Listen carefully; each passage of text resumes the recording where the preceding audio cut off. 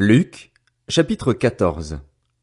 Un jour de sabbat, Jésus était allé dans la maison de l'un des chefs des pharisiens pour prendre un repas, et les pharisiens l'observaient. Or un homme rempli d'œdème se trouvait devant lui. Jésus prit la parole et dit aux professeurs de la loi et aux pharisiens, Est-il permis ou non de faire une guérison le jour du sabbat? Ils gardèrent le silence. Alors Jésus toucha le malade, le guérit et le renvoya. Puis il leur dit, Lequel de vous, si son fils ou son bœuf tombe dans un puits, ne l'en retire pas aussitôt, même le jour du sabbat? Et ils furent incapables de répondre à cela. Il adressa ensuite une parabole aux invités, en voyant qu'ils choisissaient les meilleures places. Il leur dit, Lorsque tu es invité par quelqu'un à des noces, ne te mets pas à la meilleure place, de peur qu'il n'y ait parmi les invités une personne plus importante que toi et que celui qui vous a invité l'un et l'autre ne vienne te dire « Laisse-lui la place ». Tu aurais alors la honte d'aller occuper la dernière place. Mais lorsque tu es invité, va te mettre à la dernière place, afin qu'au moment où celui qui t'a invité arrive, il te dise « Mon ami, monte plus haut ». Alors tu seras honoré devant tous ceux qui seront à table avec toi. En effet, toute personne qui s'élève sera abaissée, et celle qui s'abaisse sera élevée. Il dit aussi à celui qui l'avait invité, Lorsque tu organises un dîner ou un souper, n'invite pas tes amis, ni tes frères, ni tes parents, ni des voisins riches, de peur qu'ils ne t'invitent à leur tour pour te rendre la pareille. Lorsque tu organises un festin, invite au contraire des pauvres, des estropiés, des boiteux, des aveugles, et tu seras heureux, car ils ne peuvent pas te rendre la pareille. En effet, cela te sera rendu à la résurrection des justes. Après avoir entendu ces paroles, un de ceux qui étaient à table dit à Jésus, Heureux celui qui prendra son repas dans le royaume de Dieu. Jésus lui répondit, Un homme organisa un grand festin et invita beaucoup de gens. À l'heure du festin, il envoya son serviteur dire aux invités, Venez, car tout est déjà prêt. Mais tous sans exception se mirent à s'excuser. Le premier lui dit, J'ai acheté un champ et je suis obligé d'aller le voir. Excuse-moi, je t'en prie. Un autre dit, J'ai acheté 5 paires de bœufs et je vais les essayer. Excuse-moi, je t'en prie. Un autre dit, Je viens de me marier, c'est pourquoi je ne peux pas venir. À son retour, le serviteur rapporta ces paroles à son maître. Alors le maître de la maison, en colère, dit à son serviteur, Va vite sur les places et dans les rues de la ville et amène ici les pauvres, les estropiés, les aveugles et les boiteux. Le serviteur dit, Maître, ce que tu as ordonné a été fait et il reste encore de la place. Le maître dit alors au serviteur, Va sur les chemins et le long des haies, et ceux que tu trouveras, oblige-les à entrer, afin que ma maison soit remplie. En effet, je vous le dis, aucun de ces hommes qui avaient été invités ne goûtera de mon festin. De grandes foules faisaient route avec Jésus.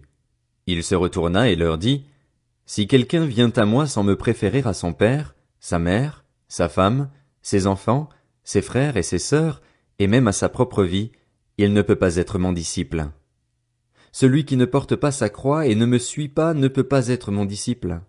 En effet, si l'un de vous veut construire une tour, il s'assied d'abord pour calculer la dépense et voir s'il a de quoi la terminer. Autrement, si après avoir posé les fondations il ne peut pas la terminer, tous ceux qui le verront se mettront à se moquer de lui en disant « Cet homme a commencé à construire, et il n'a pas pu finir. » De même, si un roi part en guerre contre un autre roi, il s'assied d'abord pour examiner s'il peut, avec 10 000 hommes, affronter celui qui vient l'attaquer avec 20 000. Si ce n'est pas le cas, alors que l'autre roi est encore loin, il lui envoie une ambassade pour demander la paix.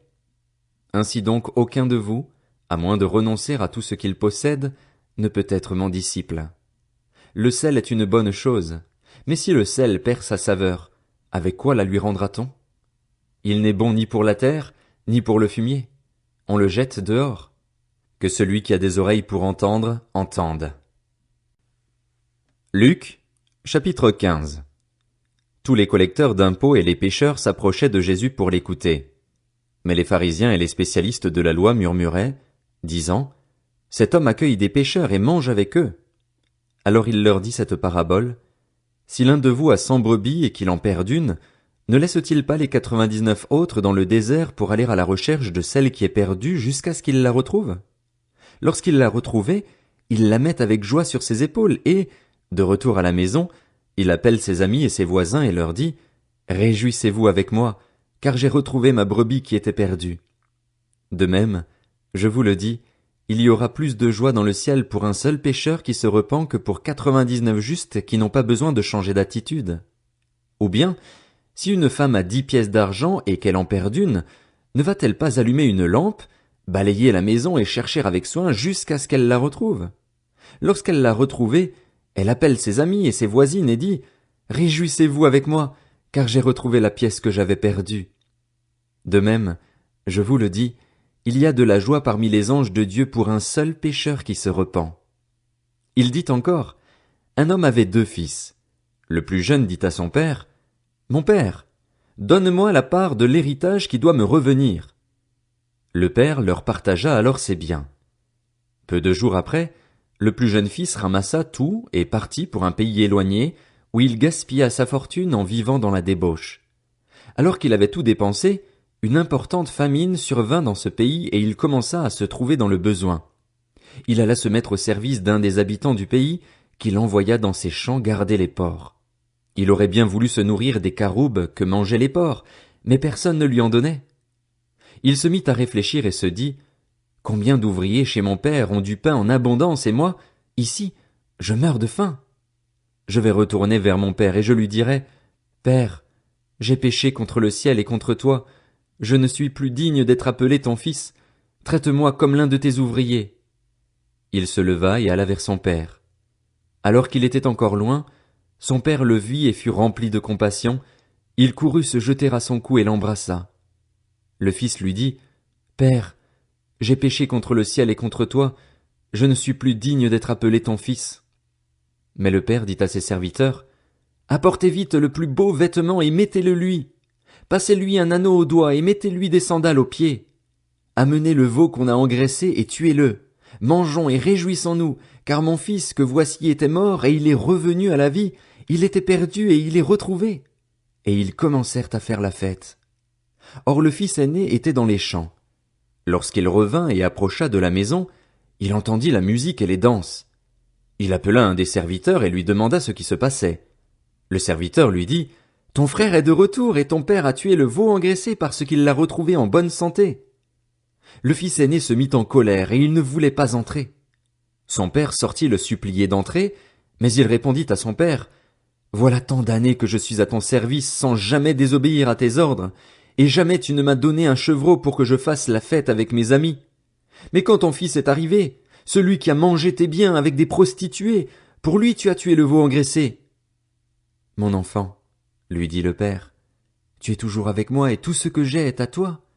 Mais il fallait bien faire la fête et nous réjouir, parce que ton frère que voici était mort et il est revenu à la vie, il était perdu et il est retrouvé. » Luc, chapitre 16.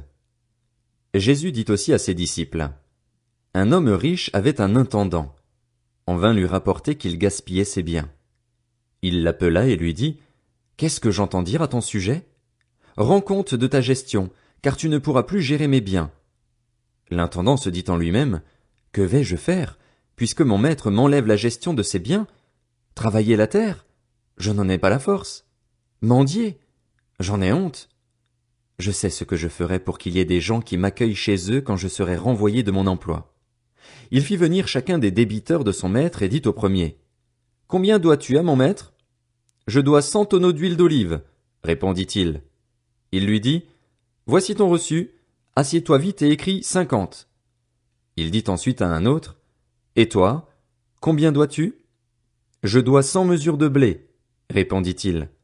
Et il lui dit, « Voici ton reçu, écris 80. » Le maître fit l'éloge de l'intendant malhonnête à cause de l'habileté dont il avait fait preuve. En effet, les enfants de ce monde sont plus habiles vis-à-vis de leur génération que ne le sont les enfants de la lumière.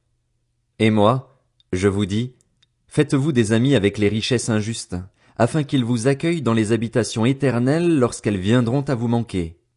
Celui qui est fidèle dans les petites choses l'est aussi dans les grandes, et celui qui est malhonnête dans les petites choses l'est aussi dans les grandes. Si donc vous n'avez pas été fidèle dans les richesses injustes, qui vous confiera les biens véritables? Et si vous n'avez pas été fidèle dans ce qui est à autrui, qui vous donnera ce qui est à vous? Aucun serviteur ne peut servir deux maîtres, car ou il détestera le premier et aimera le second, ou il s'attachera au premier et méprisera le second. Vous ne pouvez pas servir Dieu et l'argent. En entendant tout cela, les pharisiens qui aimaient l'argent se moquaient de lui. Jésus leur dit, Vous cherchez à paraître juste devant les hommes, mais Dieu connaît votre cœur.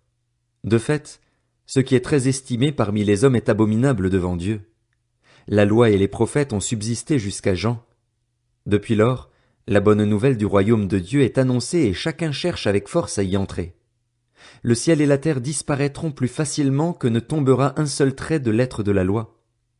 Tout homme qui renvoie sa femme et en épouse une autre commet un adultère, et tout homme qui épouse une femme divorcée de son mari commet un adultère. Il y avait un homme riche, qui s'habillait de pourpre et de fin lin et qui chaque jour menait joyeuse et brillante vie. Un pauvre du nom de Lazare était couché devant son portail, couvert d'ulcères. Il aurait bien voulu se rassasier des miettes qui tombaient de la table du riche, cependant même les chiens venaient lécher ses ulcères. Le pauvre mourut et fut porté par les anges auprès d'Abraham. Le riche mourut aussi et fut enterré. Dans le séjour des morts, en proie à une grande souffrance, il leva les yeux et vit de loin Abraham, avec Lazare à ses côtés. Il s'écria, « Père Abraham, aie pitié de moi et envoie Lazare pour qu'il trempe le bout de son doigt dans l'eau afin de me rafraîchir la langue, car je souffre cruellement dans cette flamme. » Abraham répondit, « Mon enfant, souviens-toi que tu as reçu tes biens pendant ta vie et que Lazare a connu les maux pendant la sienne. Maintenant, il est consolé ici et toi, tu souffres.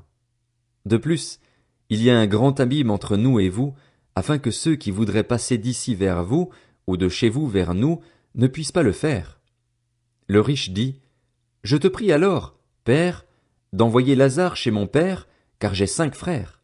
C'est pour qu'ils les avertissent, afin qu'ils n'aboutissent pas, eux aussi, dans ce lieu de souffrance. » Abraham lui répondit, « Ils ont Moïse et les prophètes, qu'ils les écoutent. » Le riche dit, « Non, Père Abraham, mais si quelqu'un vient de chez les morts vers eux, ils changeront d'attitude. » Abraham lui dit alors, « S'ils n'écoutent pas Moïse et les prophètes, ils ne se laisseront pas persuader, même si quelqu'un ressuscite. »